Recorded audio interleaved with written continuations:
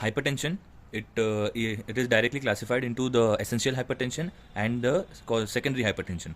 So in essential hypertensions there is two types, means one will be due to increase of cardiac output and other will be due to increase of systemic vascular resistance.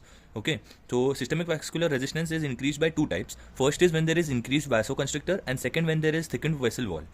When there is an increased vasoconstrictor, it is due to stress and obesity. Then thickened vessel wall is due to advanced age, smoking and diabetes.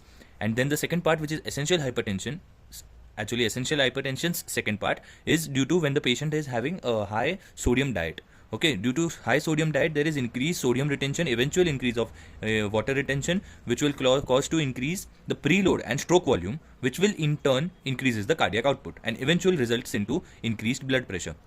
Secondary causes of hypertension means it is actually it will be secondary hypertension. Secondary hypertension has its causes. When do we call it as secondary hypertension? When it is a refractory type of hypertension, means we have used three different types of medications and still we are unable to control the blood pressure. Okay, there is a mnemonic for which we need to remember the word renals, RENALSS.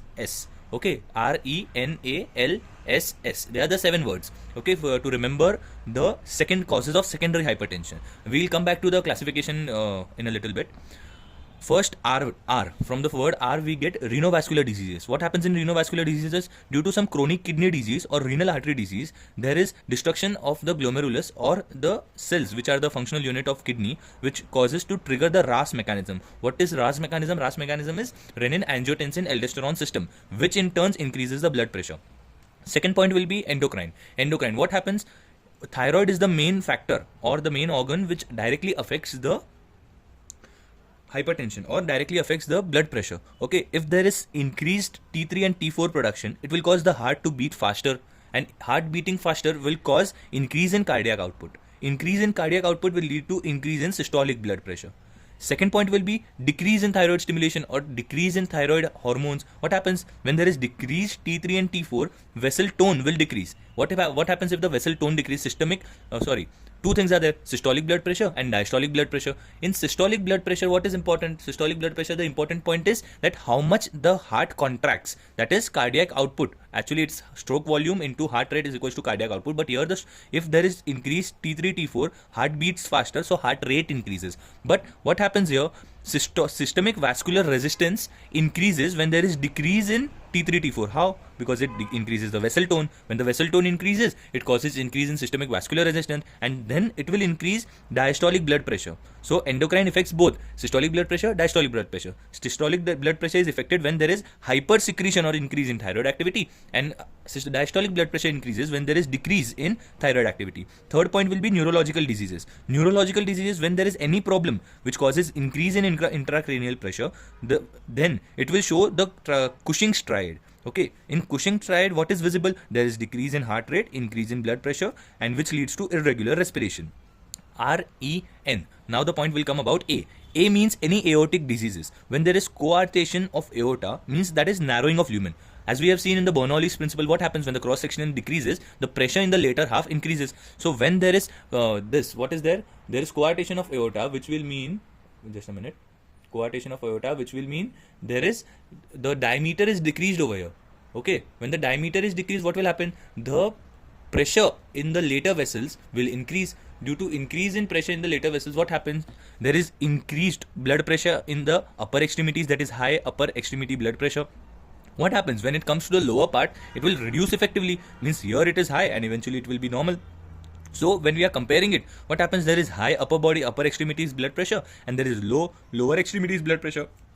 Then we will come to the L point. RENAL. L mean little people. Little people, what happens? When there is the baby or the fetus, blood supply decreases, it will secrete some vasoactive chemicals from the placenta. Okay, from the placenta they are secreted, which what does it cause? It causes increased maternal blood pressure. And this is an important SQ, that what is the common cause of hypertension. So the most common cause of hypertension is pregnancy. That is, here we haven't stated pregnancy, but of course If the baby is in the mother, then the mother is pregnant. Okay. Then the next point will be S. S we'll state as substances. When we are using drugs, it causes, means not we are using drugs. Whenever the drugs are administered, it causes increase in sympathetic activities. What will happen? It will cause increase in blood pressure. Like cocaine, it stimulates the sympathetic activity, increases the sympathetic activity, and causes increase in blood pressure. Next will be sleep apnea. What happens in sleep apnea? Whenever the patient is sleeping, due to some XYZ causes, there is decrease in oxygen.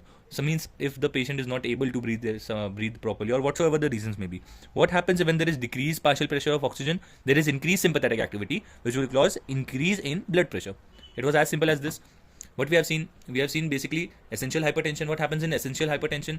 To actually 3 causes: high sodium diet, increased vasoconstriction, and thickened vessel wall.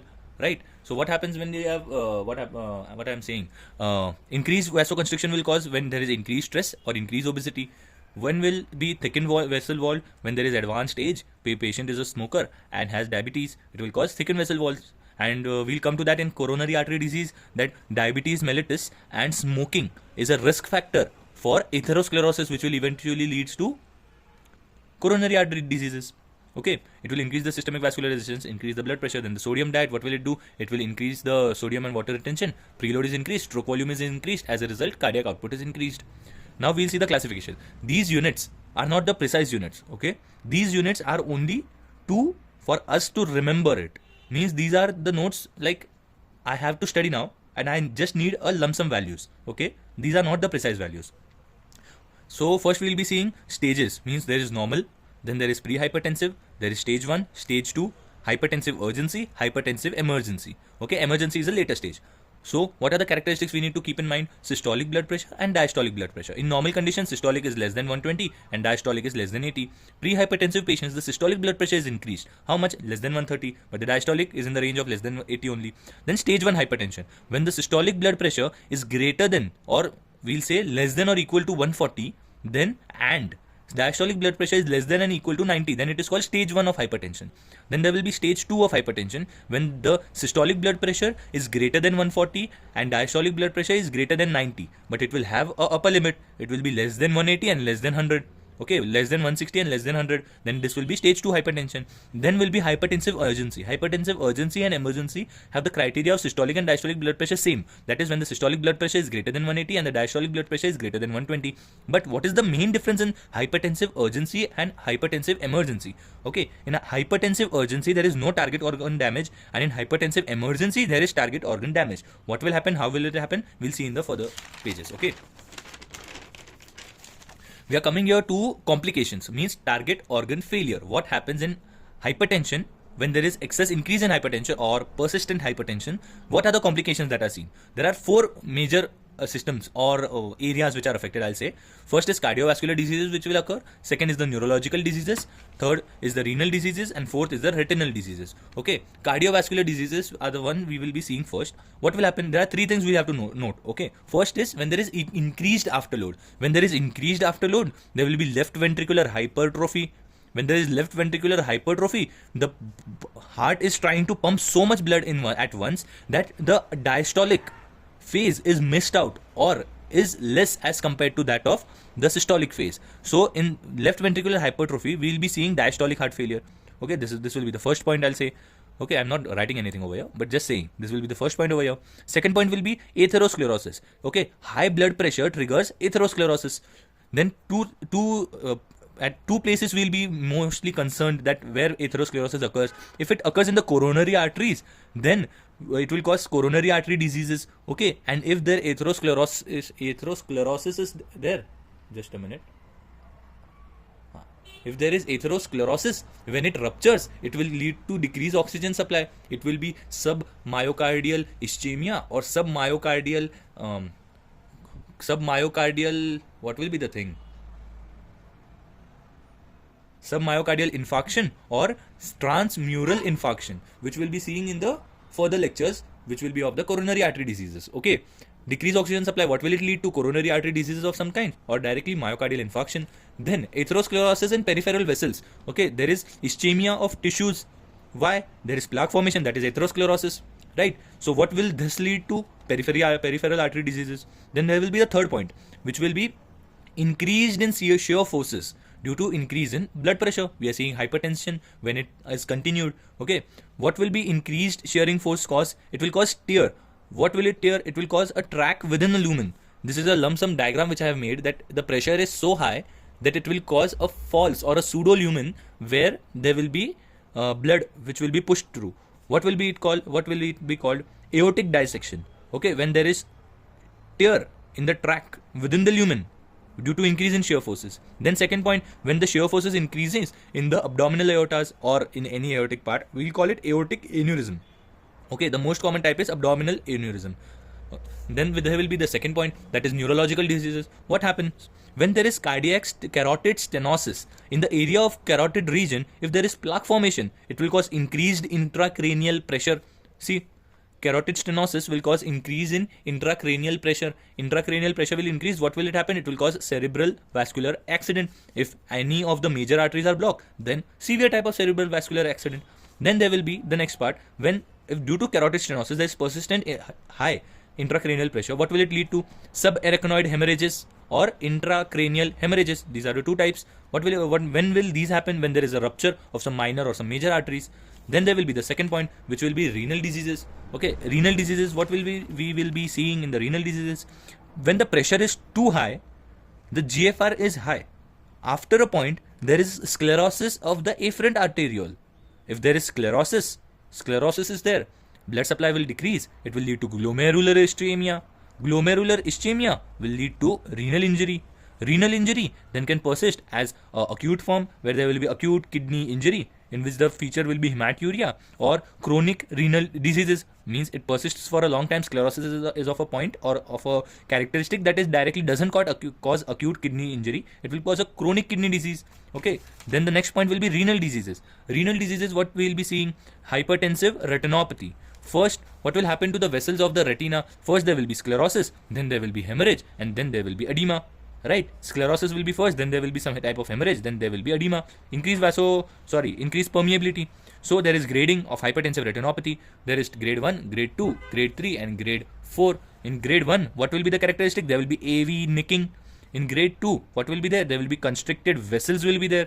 In grade 3, cotton wool spots are visible. And in grade 4, there is papilledema, that is blurring of the optic disc. This is the overview of what will happen. Okay, I'll just zoom it out. So if you want to, then you can screenshot it or anything. Okay, now, thank you. Actually, no, thank you. There will be the diagnostic part. Okay, we have seen the complications, and actually we needed to see what will be the first, means before the complications there will be the clinical features, right? So we will be seeing the clinical features. I have just written it down for the exam purposes. Okay, clinical features will be headache, chest pain, dizziness, nausea, vomiting, anxiety, blurry vision, difficulty in breathing. These are like general, means what happens if the increased intracranial pressure, it will then trigger, what will it trigger? It will trigger the proper pain receptors in the cranial nerve 5. It will eventually lead to headache. Different types of headache. Wherever it will irritate the blood vessels, cause vasodilation, will cause headache. Chest pain, the heart is functioning so much that sometimes there may be ischemia. Ischemia may lead to chest pain, angina, dizziness, vomiting, nausea, vomiting. How will we will say nausea, vomiting? Increased blood pressure will sometimes trigger the hypothalamus secreting the PGE2. It will cause nausea, vomiting. Many things will be caused according to a degree how much it is done. So we will see the diagnosis. Okay, the simple overall we will see the diagnosis. Diagnosis when there is aortic. This is the access point. Let it be. Diagnosis. First we will obtain both arms blood pressure. When we have obtained the blood pressure of both arms, we will see the reading. Okay, if the reading is hypertensive, then we will say to the patient that come after 2 weeks. Then again after 2 weeks, we will check the blood pressure. If it persists, then it is hypertension. But there will be a second point which may occur. What will occur? There will be a second thing which will be called white coat. Okay, over here there will be a second thing. Means if the patient is coming to the doctor and at that point only he is feeling anxious and the blood pressure is increasing, it will be called white coat hypertension.